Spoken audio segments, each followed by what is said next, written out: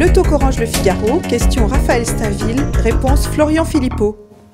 Florian Philippot, bonjour. Bonjour. Tout de suite, pour commencer, 4 questions et autant de réponses très courtes par oui ou par non. François Hollande propose de légiférer par ordonnance pour accélérer le rythme des réformes. Vous approuvez ? Non, j'approuve pas les réformes donc. Dans un sondage de l'IFOP paru dans Paris Match, 53 des personnes interrogées disent préférer Nicolas Sarkozy aujourd'hui à François Hollande. Vous êtes surpris ? Non, c'est l'usure naturelle, mais cette fois-ci très rapide du pouvoir. Les députés du Front National voteront-ils la motion de censure de Jean-François Copé ? Ah, il faut leur demander à eux. Mais d'après vous ? Ah bah, on peut pas être en accord avec le gouvernement, mais on n'est pas en accord non plus avec l'UMP. Abstention ? On verra. Vous n'étiez pas présent le 13 janvier pour la première manifestation nationale des opposants au mariage homosexuel. Serez-vous présent le 24 mars sur les Champs-Élysées pour la deuxième manif nationale contre le mariage homosexuel ?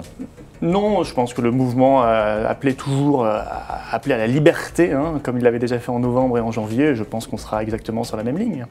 Je vous propose tout de suite de découvrir le tweet de Jean-Vincent Placé. Hier, le sénateur Europe Écologie Les Verts déclarait « Des ordonnances par une majorité qui a l'Assemblée, le Sénat, les régions, départements et grandes villes, à quand les pleins pouvoirs ?»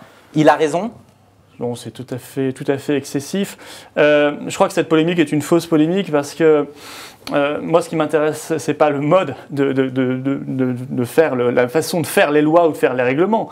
C'est ce qu'on fait. Voilà. Vous savez, moi, je préférerais à la limite une bonne ordonnance à une mauvaise loi. Mais je crois qu'on aura de toute façon des mauvaises ordonnances comme on avait des mauvaises lois. À la limite, il n'y a plus énormément de différence. Moi, je vois des députés qui s'insurgent parce qu'on utilise l'article 38 de la Constitution et ses ordonnances.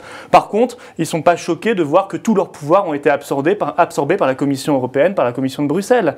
Ça les choque pas. Ça ne les choque pas de voir qu'ils n'ont plus aucune marge de manœuvre, qu'ils ne sont plus qu'une caisse enregistreuse des directives de Bruxelles. Que manifeste finalement cette décision ? François Hollande avait promis la concertation, le temps, le dialogue, et tout d'un coup, il faut... Je pense que c'est une posture de communication pour montrer qu'il est volontariste, qu'il veut faire des choses assez rapidement, qu'il n'est pas le président tout flambi et tout mou qu'on disait, mais qu'il est peut-être un peu plus volontariste que cela. Je pense que ça n'est que de la communication. Honnêtement, c'est vide. Enfin, des ordonnances, on en fait tout le temps, on en fait malheureusement beaucoup trop, mais le problème, il est totalement ailleurs. On a une Assemblée nationale qui ne débat pas parce qu'elle n'est pas représentative du peuple français, parce qu'il n'y a pas de proportionnel, et on a une Assemblée nationale qui est caisse enregistreuse de Bruxelles. C'est tout. Alors ce débat-là, il est anodin. Passons au sondage de Paris Match. Quand on s'y intéresse en détail, on s'aperçoit que 70% des électeurs qui avaient voté Marine Le Pen au premier tour de l'élection présidentielle préfèrent aujourd'hui Nicolas Sarkozy à François Hollande, qui ne recueille que 15%. Est-ce que ce n'est pas un peu un désaveu pour Marine Le Pen qui parie un peu sur l'oubli, l'effacement Je crois qu'il faudrait surtout poser dans la question, est-ce que vous préférez Nicolas Sarkozy, François Hollande ou Marine Le Pen ? Mais la question n'est pas posée ainsi. Vous avez le choix entre la peste et le choléra, en quelque sorte. Alors, nos électeurs sont plus lucides que les autres parce qu'ils voient très vite que les promesses ne sont pas tenues. Mais cela ne signifie pas qu'ils aiment Nicolas Sarkozy. C'est simplement qu'on est dans une période qui montre que l'alternance n'existe plus. Que ce soit au niveau de la politique européenne, de la politique de défense, de la politique économique, de la politique internationale, il n'y a plus de réelle alternance. Alors, les Français sont obligés de jouer au boomerang, de jouer comme ça entre l'un puis l'autre, parce que dans les sondages, on ne propose que l'un ou l'autre. Mais il faudrait ouvrir le jeu, et ce jeu, cette vraie alternative, elle s'appelle aujourd'hui Marine Le Pen, elle s'appelle le Front National, elle s'appelle le Rassemblement Bleu Marine. Je crois qu'il n'y a pas d'autre alternative, très honnêtement. Vous ne pensez pas que Nicolas Sarkozy puisse revenir, être un éventuel recours pour la droite ? Non, moi, il me fait plutôt pitié en ce moment, Nicolas Sarkozy. Il a essayé de faire un retour dans Valeurs Actuelles. C'était un immense flop, assez vulgaire d'ailleurs. Il est plutôt en phase de giscardisation. On essaie de revenir de manière un peu désespérée, très rapide, sans d'ailleurs respecter les coutumes républicaines. Et puis, on mobilise Carla Bruni, Bernadette Chirac. Ça me fait vraiment penser à une sorte de giscardisation. Or, la giscardisation, c'est peut-être ce qui peut vous arriver de pire quand vous êtes un responsable politique. Pour l'heure, c'est Jean-François Copé qui mène l'opposition. Le 19 mars, à son initiative, sera discutée une motion de censure. Vous évoquiez une possible abstention. Pour vous, UMP, PS, c'est toujours la même chose. Quel est votre adversaire aujourd'hui ? Mais c'est ce système. C'est ce système incarné aussi bien, nous, par un François Hollande, qu'un Jean-François Copé, qu'un François Fillon, qu'un Jean-Marc Ayrault. Tout cela n'a aucune importance. Ils ne sont que le faux-nez d'un système qui est ailleurs, qui est à Bruxelles, qui est à Berlin, qui est à Washington, qui décide de tout. Enfin, écoutez, que veut proposer Jean-François Copé de différent de François Hollande? Qu'a fait de différent Nicolas Sarkozy quand il était au pouvoir? Il a fait la même politique européiste. Maintenant, ils veulent aller vers le grand saut fédéral. Ils viennent hier de décider ensemble, UMP et PS, au Parlement européen, de mettre sous tutelle les budgets nationaux. C'est le fameux two-pack après le traité budgétaire européen. On est les seuls à l'avoir combattu parce que nous, on veut la souveraineté nationale, parce que nous, on croit en un modèle protecteur, parce que nous, on pense qu'il faut aider les petites entreprises, les PME, les artisans, les commerçants et pas toujours les grands groupes du CAC 40.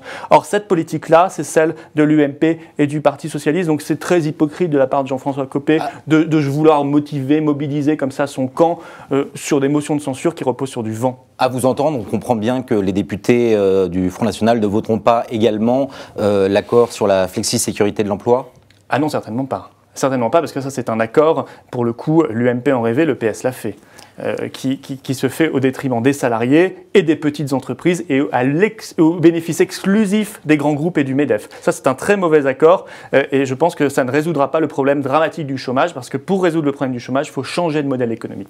Sur le mariage homosexuel, le FN peut-il faire l'impasse de ce débat et n'est-il pas en train de passer finalement à côté d'un mouvement qui a rassemblé presque 1 million de personnes? Enfin, écoutez, on va parler pendant combien de mois de cette histoire? On voit bien le petit jeu du gouvernement socialiste qui ne veut qu'on ne parle que de cela et des réformes sociétales pour masquer ses échecs dramatiques sur le reste. Immigration, insécurité, chômage, pouvoir d'achat, retraite. On voit l'UMP qui essaie de rentrer dans ce débat parce qu'ils ne veulent pas montrer leur collusion sur le reste. Ils veulent éviter les débats sur le reste.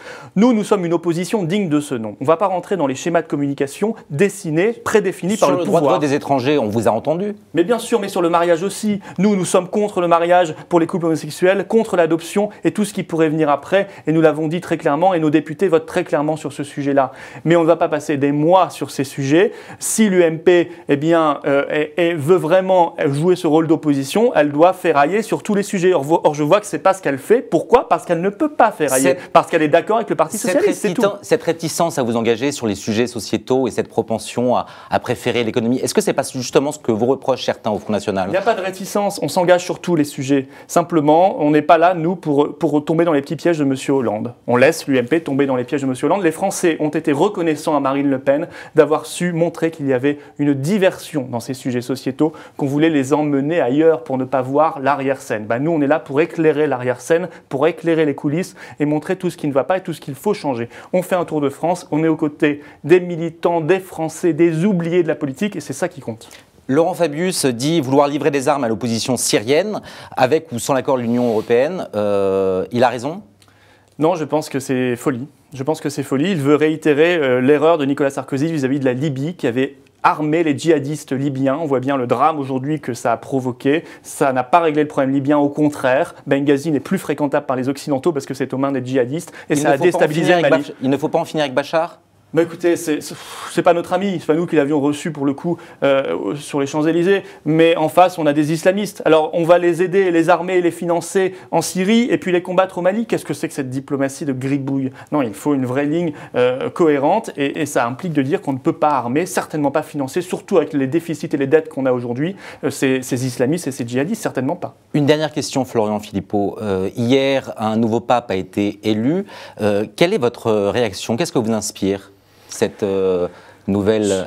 Écoutez, moi je l'ai trouvé, j'ai regardé tout de suite son arrivée, je l'ai trouvé lumineux. Voilà, je l'ai trouvé personnellement assez lumineux. Je considère qu'il peut porter un message d'espérance pour les croyants, et c'est ça aujourd'hui qui doit nous intéresser. Ne pas entrer dans la politique des nations parce que nous sommes très attachés au principe de laïcité, mais adresser un message d'espérance. C'est manifestement un pape qui est très préoccupé par les questions de pauvreté, d'inégalité, qui a vu les drames de la mondialisation sauvage. Ça peut être une grande voix utile au débat sur ces sujets-là dans le monde. Florian Philippot, merci et à demain pour un nouveau talk.